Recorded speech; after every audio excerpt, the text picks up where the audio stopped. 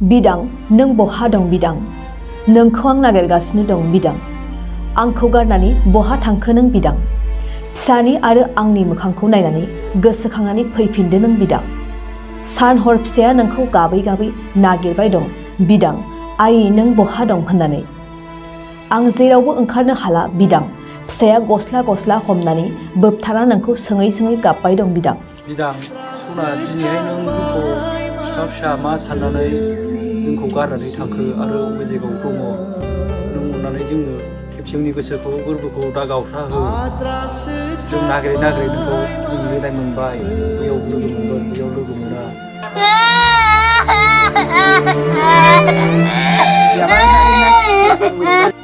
बिसमुरि आउटपस्टनि सिङाव थानाय सा ओनसोलाव थानाय 9 नं माइनावपुर गामिनि सनजित वारिनि आंगो बिसि बिदांस्रि वारिया माखासे सान सिगां गावनि फिसाय आरो सासे उन्दै 4 बोसोर बैसोनि गथ'साखौ जेबो जाहोन गैयाजासे गारनानै गुबुन सोरांसार नार्जारी मुंनि सासे सेंग्राजों जयै खारखोमाना गुबुन जायगायाव दं।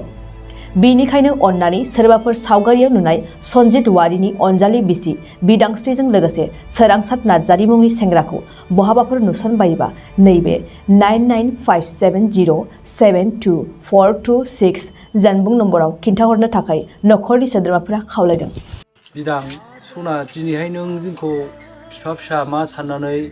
जोंखौ गारनानै थांखो आरो बबे जायगायाव दङ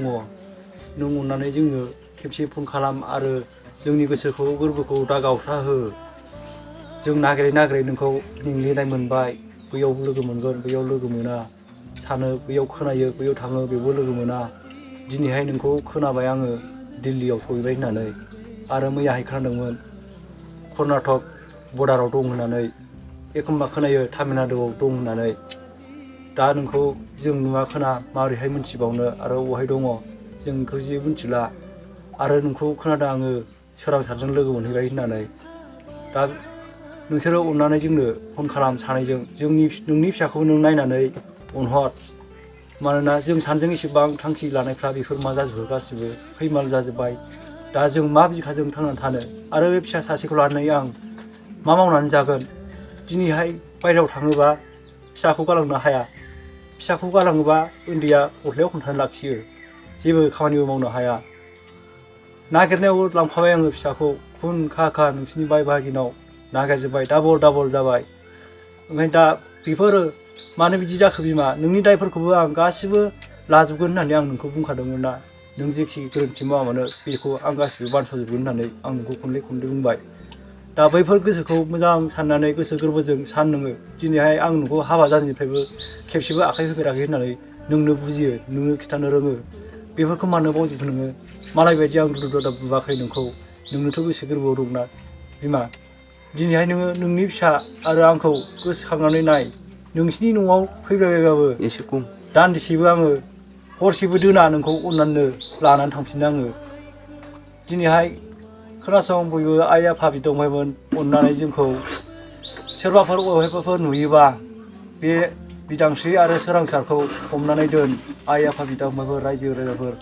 बिसोरो दिनैहाय दिल्लीयाव दं होननानै खोनादों दिल्लीयाव सोरबाफोर लोगो मोनोबा नुयोब्ला बे मानसिखौ हमनानै दोन आरो जोंनो मदद खालाम आरो बे मबाइल नाम्बाराव जोंनो खोन्थाहर मानो होनबा जों बिसोरखौ नागिरगासिनो दं दिनैहाय सिङाव लोगो मोनाखै दिनै अबे जायगायाव दं बेखौ नुवाखै सिगां समाव सोरजोंबा फन रायलायोमोन नामा सिगां समाव फनखौ रायलायाखैमोन उनावहायसो दान्दिसे उनाव सोरनिफ्रायबा नाम्बारखौ मोननानै बिजों कन्टेक्ट खालामनानै थाङो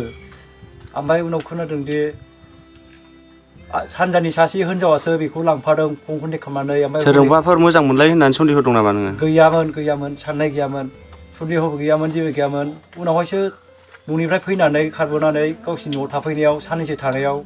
सासे मानसिनिफ्राय कन्टेक्टखौ सोरनिफ्राय मोनखो बेखौ मिथिस्लाबासै जोङो बियो हजोंनिफ्राय हौवाया बुंहरबाय नों फैदो बिदि दुखु जानांला होननानै लिंहरबाय ओमफ्राय सानजानि सासे हिनजावा बेखौ लानानै थांफाबायनो तामिलनाडुसिम सोरांसार होननायजों बेयो लोगो मोनहैबाय दा बिसोरो खोनादों जोङो दिल्लीयाव दं होननानै आरो सोरबाया बुङो तामिलनाडुआव दं होननानै दा बेखौ जों नुवा खोना मारैहाय मिथिबावनो दा बिनिखायनो बिमा नोङो जोंखौ अननानै खेबसे फन खालाम आरो सोरांसार दिनै दि नोङो आंनि हिनजावखौ लोगो मोनहैबाय जेनेबा लाना थांबाय आं नोंखौ बुंदों सोरांसार नोंहा सेंग्रा मानसि नों लाइफ दङ नोंनि जिउआव मोजां हिनजाव मोनगोन दि आं फिसा गोनांखाखौ नों लानानै नोंहा मा फैथा जानो दिनै नाय नोंहाबो मान सनमाना जोबो दिनै बेनिखायनो नों सेंग्रा मानसि गोसो गोरबोजों मोजां साननानै बिजिरनानै नायोबा नोंहा लास्टआव बहुद जेंना सोमजिगोन सोरांसार बेनिखायनो नोङो बेखौ न'आव फैनानै नों खिथाहर नांगौबा जों लायगोन आरो नों फैयोबा नोंनि गारि भारा थाइसेबो आं नोंखौ नस्थ' खालामा बेसेबां खरसा थाङो बेखौ आं होजोबगोन नों नोंसिनि न'सिमल' फै साबेसे गथ' थालांदों बिनि गथ'आ सासेल' दिनैहाय नायदाव जाल' फिसाला सासेल' फार्स्ट गथ' बेनो दिनै बिनि महरखौ नों नायनानै गोसोखां बिमा मानो होनबा जों बेसेबांबा गोथौआव दिनै गोजौनिफ्राय गारख्लायनानै अन्थाइ थाफायाव बथलखौ फुदुंनाय बायदि जोंनि बिखा गोसो गोरबोखौ दा गावफ्राव होसै नोङो खेबसेबाबो साननानै गिदिंफिन गोसोखौ फिदिङै खर'खौ मोजां सान आरो मोजां थान्दा गोसोयै गोसोखां मानो जाय जों बेसेबांबा गोबाव सानजों संसार जानायाव जुजिनानै दिनैहाय दान्दिसे समाव लाइफ टाइम जानो फैनायावसो राहा लामा मोननायावसो जोंखौ बिदि नागारनानै थांनाया बिराद जों सानैजों संसार जानायाव जों बेसेबां जुजिबोनानै दिनैहाय राहा लामा बेफ्राव मानो नोङो जोंखौ दान्दिसेयावनो नुवा खोनाया आंजों रायलाया माया मानो आंखौ थगायनानै आमुगाव थांनो दा फन हरबा हमगोन ना हमा बिसोरलाय फनखौ गासिबो सुइच अफ खालामना लाबाय हौवानियाबो सुइच अफ जाबाय गावनाबो सुइच अफ जाबाय दा बिसोर फनबो नांला जेबो नांला अहाय दं बेखौ जों जेबो नुनो मोनला आरो नोंबो नाय सोरांसार जेन'बा नोंसिनि न'खरनि बिमा बिफा बिबाजै गासिबो नोंखौ बुंदों आंनि सिगाङाव मोजां हिनजाव होफैगोन नांगौबा गावनि गोसो बायदि जायखौ फसायदों बेखौनो होगोन बे फिसा गोनांखौ नों दाला होननानै बुंदों नोंसिनि न'खरफ्राव माबाफोर दावराव दावसि जादोंमोन नामा न'खराव जेबो दावराव दावसिबो जायाखै बिदिनो जि दिनाव फैजेनदों बियो क्लाबावहाय मोनसे उदित जादोंमोन बे उदित जानायावहाय हिसाब खालामबाय थानायाव गाव बुंबाय आदा बिफा ओंखाम जाला नामा नोंलाय होनबाय जानोसै र' एसेल'सै उदितआ लिरनाया हाथारनोसै आङो बेखौ हाबोनो आरो बाबायाबो साहाखौ मोनलाबा थांनानै बेवहाय बुंबाय नोङो आंखौ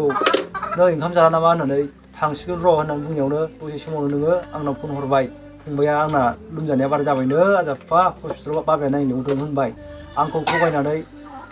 बियो दसे उनावनो आसान बायदिसिनाखौ फुजोबनानै